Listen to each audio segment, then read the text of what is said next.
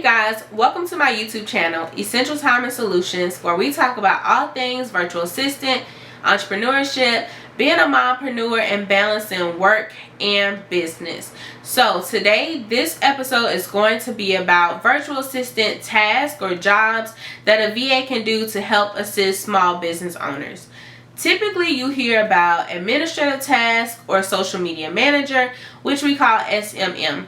So with administrative services, a VA can do email management, calendar management, they can do travel arrangements, they can also sit in meetings for clients and take notes, they can develop standard operating procedures, which is SOPs.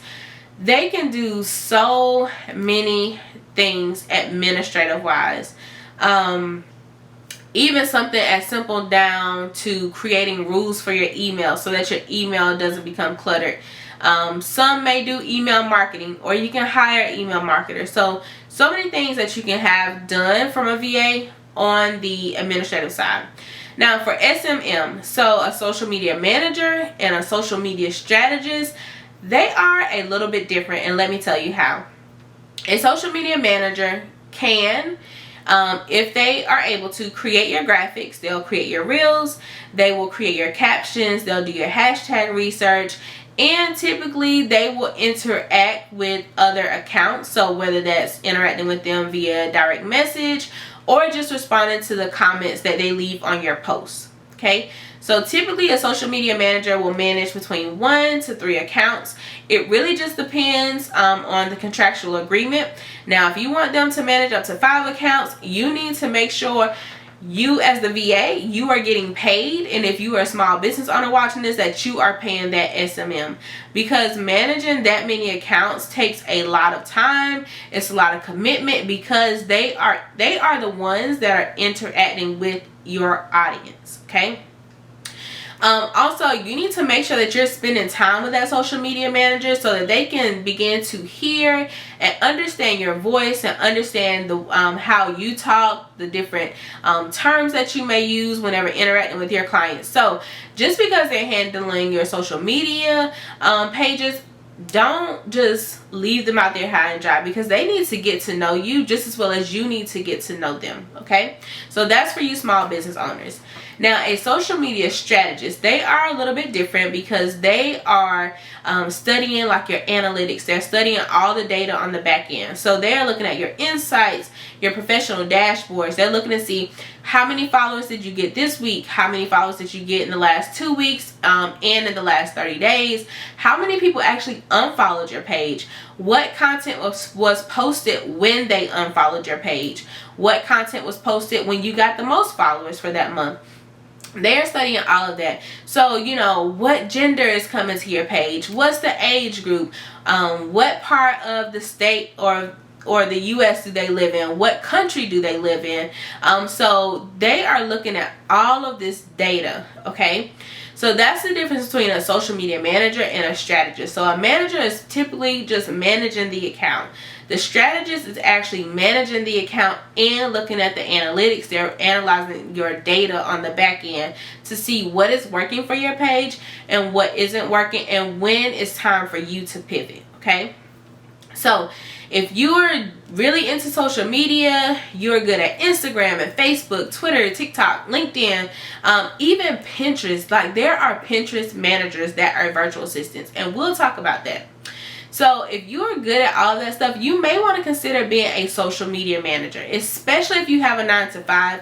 It's really not that hard to manage a social media account, because you can actually schedule all of your clients' content while you work your 9 to 5. So, and just have it run. You know, the only hindrance would be if you have a client that wants organic posting. And organic posting mean like they physically want you to post it at 12 p.m. on Tuesday. You have some clients that are like that.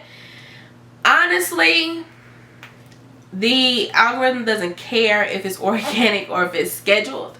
So it just cares that the content is getting out there and it's getting to the audience that it needs to go to. Okay, so some other things that you can do as a virtual assistant, you can be a podcast manager. If you're good at writing show notes, if you're good at pulling out timestamps, if you are good at piecing together different clips, if it's a visual podcast, making sure that you know how to keep up with seasons, how to keep up with episodes.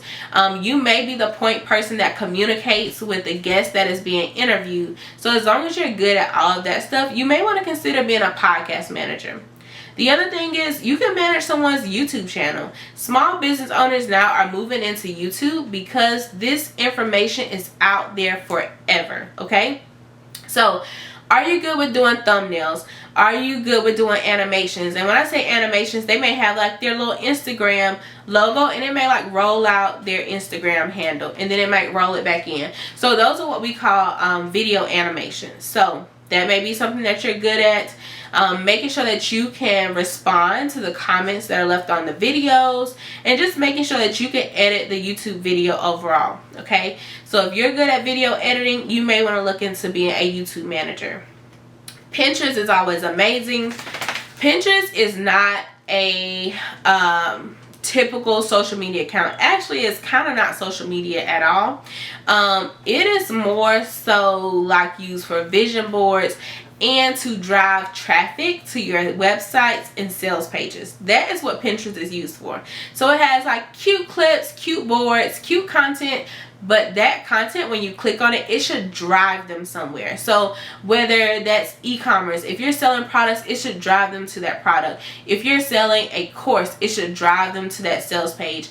If you want them to see your services, it might drive them to your website. So learning Pinterest is really, really good. It is, so if you kind of know Pinterest, you kind of know SEO, those two really go hand in hand, because Pinterest is a sales driver. That is what it's there for, okay? It's not your typical Instagram or Facebook, so don't treat it as such, all right?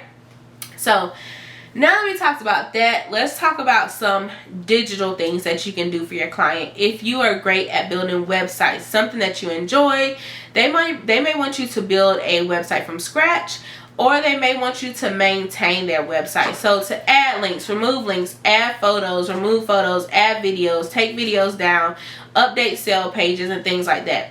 You can also create them some landing pages. You can create sale pages. You can create funnels. If you're unfamiliar with a funnel is basically where they may be selling a course, and you go to check out, and it might upsell you to another course. And then you may purchase that, and then it might downsell you to an ebook. Then you purchase that, and then it takes you to the checkout page. So that's what a funnel is, basically upselling, downselling, and cross-selling. So if you're good at funnels, if not, just look at ClickFunnels, and that will help you to understand and learn more about the funnel process. So those are just a few things that you can do as a virtual assistant. Those are a few things that you might want to hire a VA for. You can also hire a virtual assistant to do like any event planning, and they would basically be the point contact for the hotel. They may get your room blocked. They may make sure that your venue has breakout spaces. They'll be the contact for a decorator, for a DJ, for AV equipment, things like that. So there's so many things that you can do as a virtual assistant. There's also so many things that you can hire a virtual assistant for. So typically whenever I meet with clients, they may say, hey, what do you like? What are you good at? And I'll say, tell me what you need, because VA is so broad and there are so many things that I know how to do. It's easier for the business owner to tell you what they need assistance with, and then you let them know if you are able to do that or not. So I just wanted to come on, talk to you about some things that virtual assistants can do, what tasks you can outsource, or what services you can request from a virtual assistant.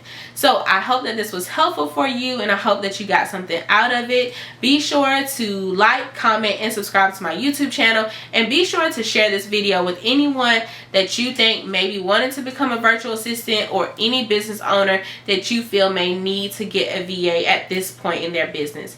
Until next time, you guys take care. Leave a comment. I'll be sure to respond, and have an amazing day.